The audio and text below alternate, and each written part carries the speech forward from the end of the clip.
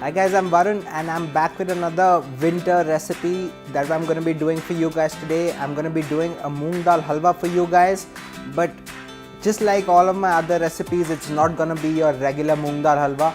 I'm going to plate it up a little differently. I'm going to play around with some more flavors. So what I've done is I've done a Moong Dal Halwa Trifle for you guys, which is basically a rose and chia seed custard pudding that is going to be on the base.